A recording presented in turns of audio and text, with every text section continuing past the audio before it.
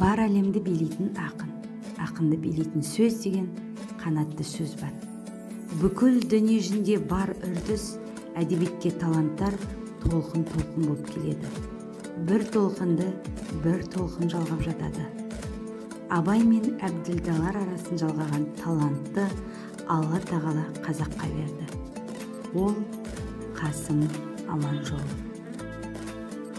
Қазақ поэзиясының бағы үшін, қазақтың бағы үшін жаралған Қасым, Абай мен онан кейінгі алыптар арасын жалғаған алтын көпір. Өзге емес өзім айтам өз жайымда, жүрегім жалын атқан сөз дайында, тереңге тұнып жатқан дауыл күйді тербетіп, тулатып қозғайында.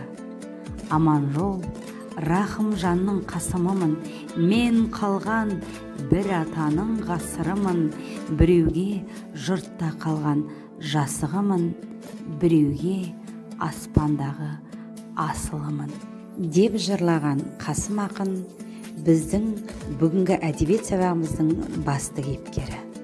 Балалар, ең алдымен нақтылау мен түсінуге берілген үй тапсырмасын тексерейік. Ғабит Мүсірептің өмірі мен шығармашылығына шолу жасау арқылы қазақ әдебиетінің проза саласында екінші дүниежүзілік соғыс тақырыбына арналған тұңғыш туынды Қазақ солдаты романы композициялық жоспар құру болатын. Бекіту сұрақтарына жауап жазыңыздар. Қаламгердің азан шақырып қойған аты қандай? Ғабит Мүсірептің Ақан сері Ақтоқты трагедиясының негізгі тақырыбы. Бірінші, қазақ киносының сценарийін жазудағы Ғабиттің шығармашылығы туралы не білесіз? Осы үйге берілген тапсырманы Classroom платформасына әдеттегідей жүктеуді ұмытпаймыз, балалар. Бүгінгі жаңа тақырыбымыз Қасым Аманжолов ақын өлімі туралы аңыз поэмасы.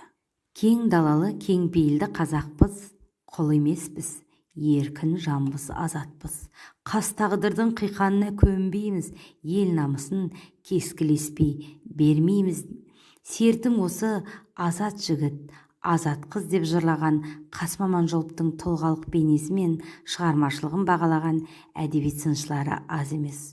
Солардың ішінде Сәбит Мұқановтың Қасым Аманжолов ғажап ақын, ол жазған өлеңдерді сүйіп, қастелеп оқыңыздар деген бағалы сөзімен Ғафу Қайырбековтың Қасым Аманжолов қазақтың ұлттық ақыны деген бағасы тұлғалық бейнесін айқындайтындай.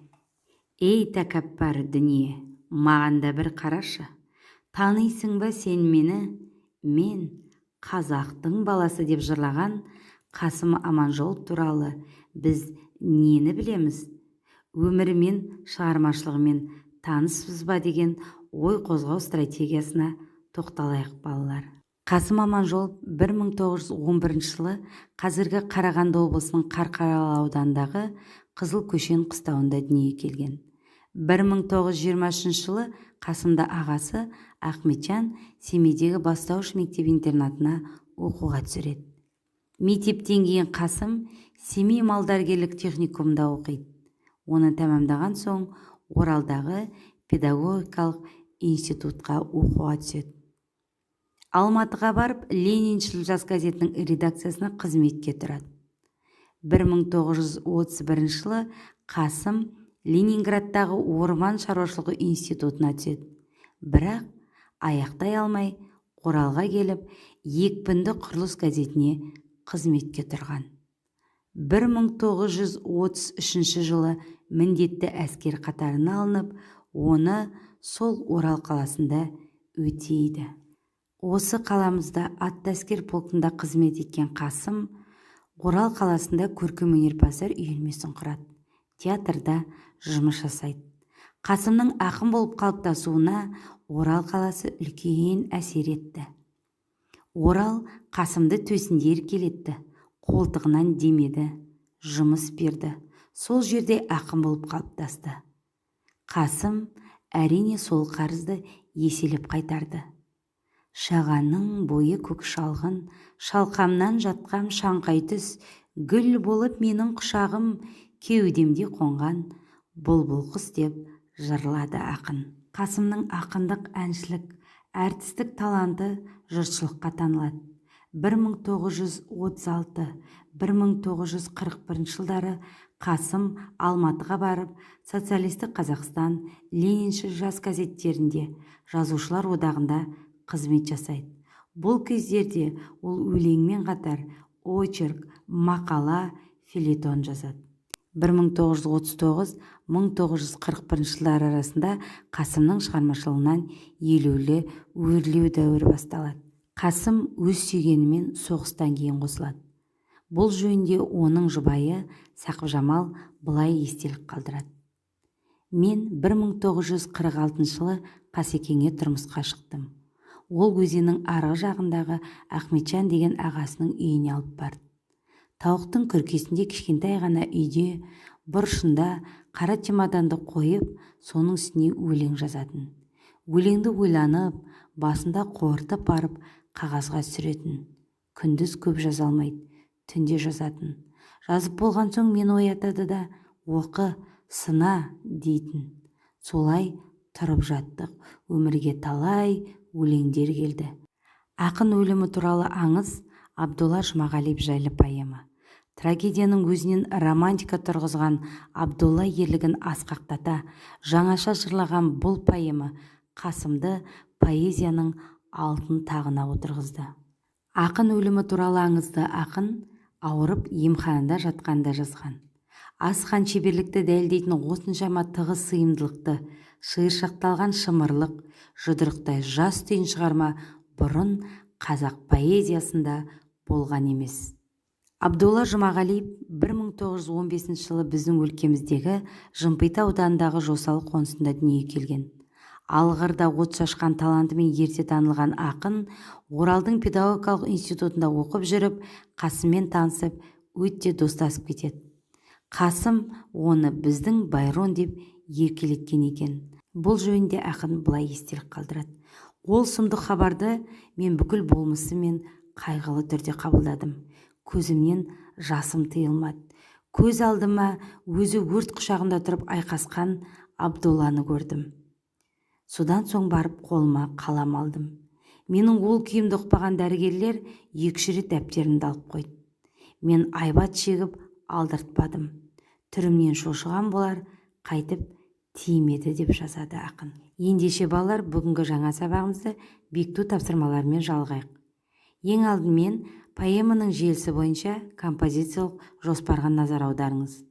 Шығарманың басталуы, сұрапыл соғыстың суреттелуі. Шығарманың дамуы, қаһарманның ішкі толғанысы. Шығарманың шарықтау шегі, жау әскерлерінің өрт қоюы. Шығарманың шешімі, Абдолланың өлімі.